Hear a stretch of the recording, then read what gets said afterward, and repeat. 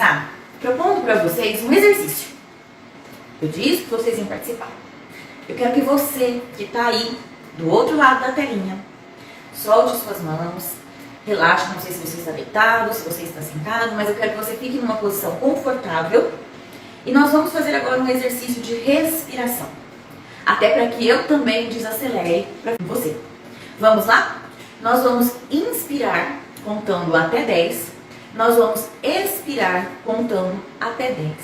E eu quero que na inspiração você sinta o ar entrando no seu pulmão. E eu quero que na expiração você sinta o alívio dele saindo. Vamos lá? Então vamos.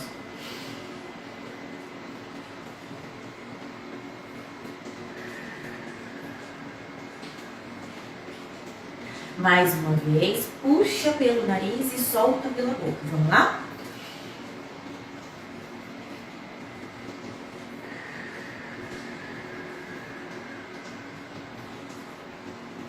Todo mundo fez aí? Todo mundo tá um pouquinho mais tranquilo? Tomou um arzinho? Já se acomodou? Então agora eu vou fazer uma pergunta para você. Para você, o que é ansiedade? Quero ver quem se arrisca. Coloca aqui pra mim nos comentários. Eu vou chegar até mais pertinho, gente. Porque como eu fico mais longe, que agora eu vou querer hoje falar com vocês aqui da bolsa, já vou chegar nesse ponto. Eu vou chegar mais pertinho pra ver quem se arrisca a colocar aqui pra mim. Coloca aqui nos comentários. Pra você, o que é ansiedade? Vamos lá? Quem tem coragem de falar o que acha que é ansiedade? É pra você, tá, gente? Aqui eu não tô querendo falar se tá certo, se tá errado, se alguém acertou, se alguém errou. Mas isso não. Porque cada um entende, né? Tem uma interpretação de algo. Então, pra você, qual é a sua interpretação? O que é ansiedade? Pensa um pouquinho nisso. Vou dar aqui um tempinho pra você pensar, pra você digitar. A ansiedade, né, gente, é uma resposta fisiológica do nosso corpo. Então, quer dizer que a gente tem ansiedade, que todo mundo tem ansiedade? Tem. Todo mundo tem ansiedade. Ela é uma resposta natural nossa para nos dar um alerta. Ela é o sinal de alerta do nosso corpo para um perigo. Então, quando a gente tem algum perigo por perto, o nosso corpo precisa o quê? Alertar a gente, ó. Fique esperta que algo aqui não tá legal. Então, vamos lá. Vou dar um exemplo assim de uma ansiedade bem simples. A gente precisa atravessar a rua. E a nossa ansiedade nos alerta que a gente precisa olhar para os dois lados, porque pode vir um carro e atropelar, não é? Então, quando a gente vai atravessar a rua, a gente se liga o alerta, né? A gente liga ali uma ansiedade, opa, sinal de perigo. Não tá vindo ninguém? Posso passar. Passou a ansiedade fisiológica. Passou o sinal de perigo. Essa é a nossa ansiedade fisiológica. É a boazinha, tá? Aquela que nos ajuda, que nos protege. E é sim uma sensação, é sim uma emoção. Então a gente tem aquela ansiedade que é a boazinha, que é a necessária, que é legal, que bom que a gente tem ela. E a gente tem a ansiedade que é a malvadinha, que a gente não quer ter ela, que a gente quer se livrar dela, não é? Que na verdade a gente precisa mesmo é lidar com ela, entender por que ela surgiu e entender como que nós vamos fazer que ela volte pro eixo, que ela volte a ser boazinha. Então, minha gente, quando essa ansiedade fica forte, começa a ficar uma perturbação, a gente começa a sentir um monte de coisas, porque ela começa a atrapalhar a nossa rotina. E aí a gente fala, a gente tem aqui, ó, sinais e sintomas físicos e psicológicos. Doutor, o que é isso? Sintoma físico e sintoma psicológico. Sinal. Coloca aqui pra mim nos comentários o que vocês acreditam que a ansiedade faz na gente. Ou quem é ansioso que tá aqui comigo, o que sente quando tá ansioso? Eu, quando eu tô ansiosa, eu falo acelerado. Eu, quando eu tô ansiosa, eu começo a transpirar bastante. Quando eu tô ansiosa, eu fico mais acelerada. E aí? Quem vai colocar aqui pra mim o que sente? Eu contei aqui pra vocês, um monte de coisa que eu sinto. Sinais e sintomas são aquelas sensações que a gente tem. A gente tem aquela ansiedade, num contexto geral, aquela ansiedade que persiste com a gente. Aquela ansiedade que parece que a pessoa está sempre acelerada, né? Ela tem muitas preocupações, ela carrega com ela aquilo no dia a dia dela. E aí a gente fala que são sintomas muito mais psicológicos, né? Que ela fica sempre mais preocupada, a gente fala que está vivendo o futuro, não está vivendo o presente, né? O aqui e o agora. Ela vive o amanhã, né? E se? Mas será? E isso se estende no dia a dia dela. Isso se estende na rotina dela. Então aí a gente costuma dizer que a pessoa é ansiosa. Ah, mas eu sou ansiosa. Mesmo que essa pessoa não tenha crises de ansiedade, né? Mesmo que essa pessoa não tenha as crises, os ataques de pânico. Porque a gente fala crise de ansiedade, mas também é um ataque de pânico, tá? A gente também pode nomear assim. Que é quando a gente tem esses sintomas aqui, ó, que vocês falaram pra mim. Porque não é todo dia que a pessoa ansiosa sente tudo isso. A pessoa ansiosa sente tudo isso aí no momento de crise. Mas no dia a dia dela, ela fica um pouco mais irritada, aquela coisa assim do estupim curto, que qualquer coisa é uma faísca para ficar irritada, para já arrumar uma discussãozinha, né? É uma pessoa muito acelerada, quer fazer tudo ao mesmo tempo agora, né? Tem muitas atividades para fazer e aí começa a querer fazer tudo ao mesmo tempo, acaba esquecendo uma coisa ou outra, dá aqueles lapsos de memória, acaba ficando às vezes até desatenta, porque quer fazer tudo. E o pensamento é tão acelerado que não consegue absorver todas as informações. Essa é a pessoa que está sempre ansiosa. Essa é a pessoa que a gente fala, pessoa ansiosa, tá? Mas a crise de ansiedade é quando vem tudo isso aqui que vocês listaram pra mim. A crise de ansiedade, ela pode se dar com a diarreia, com náusea, com vômito, com a tal da batedeira, né? Com a tal da falta de ar, com tremor, formigamento nas mãos, nos pés, às vezes até analgesia dos dedos, a pessoa passa, para, não sente. Ah, doutora, eu não tô sentindo os dedos na minha mão. Sensação de desmaio. E aí, gente, essa crise, ela geralmente é curta. Ela não se estende muito. Mas para a pessoa que está em crise, é como se fosse uma eternidade. Se alguém aqui já teve crise de ansiedade, sabe que eu não estou mentindo. É como se fosse uma eternidade. Às vezes ela dura ali 5, 10 minutinhos. Mas parece que foi uma vida inteira. De tanto que é ruim a sensação. E as crises costumam ser curtas mesmo.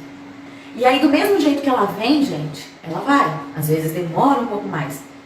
Mas ela vai. E aí eu coloquei aqui pra vocês, eu não esqueci de falar pra vocês, que as crises, ó, como costuma ser uma crise, que é o que a gente comentou aqui agora, ela costuma ter começo, meio e fim. E aí no começo, ela vem mais leve. Ela começa a dar uma transpiração, ela começa a dificultar de respirar um pouquinho, parece que, ai, aí dá aquela inspirada mais forte, pra ver se dá uma passadinha, né? Aí começa a dar uma sensação de acelerar, e isso vai aumentando, vai aumentando, vai aumentando. E aí ela chega lá no pico de sintomas mais intensos, sintomas muito fortes, né? E aí é o meio, que é o pico. E quando acontece o fim dessa crise? Muitas vezes o fim dessa crise se dá quando, olha lá, vai no hospital, precisa de uma medicação para tirar da crise. Porque provavelmente essas crises estão sendo recorrentes e cada vez mais intensas, e aí, às vezes até sem tratamento, ou às vezes sem tratamento adequado, ou às vezes até sem alguma estratégia que te ajude a não entrar em crise. Porque ela está tendo a crise está tão intensa que precisa ir para o hospital para conseguir sair da crise. E aí, então, vamos lá. Foi para o hospital, saiu da crise. Como é isso?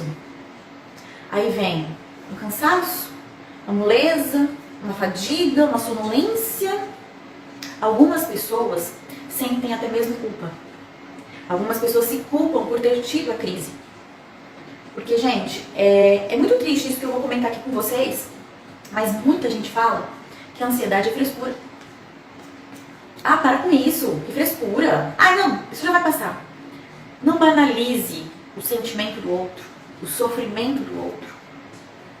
Não queira mensurar o que o outro sente. E algumas pessoas fazem isso. Isso é muito triste. Porque quem está sentindo aquilo, depois que passa a crise, ainda se culpa. Começa a ter vergonha. Tem vergonha de ter tido crise. Fica triste porque teve a crise.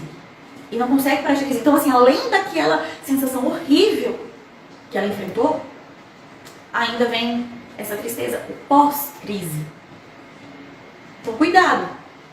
Se você conhece alguém que tem crise de ansiedade, que é ansiosa, cuidado com o que você fala para essa pessoa. Cuidado com como você lida com isso. Tá? Fica aqui um alerta Para quem não é ansiosa, mas convive com alguém que é. Porque a ansiedade não é frescura. A sensação é real. A sensação é real. Tá? A intenção, gente, não é viver entrando em crise e saindo de crise. Entrando em crise e saindo de crise. Entrando... Poxa, que canseira, né? Canseira, entrar na crise, sair da crise. Entrar na crise, sair da crise. E sofrer no meio dessa crise toda.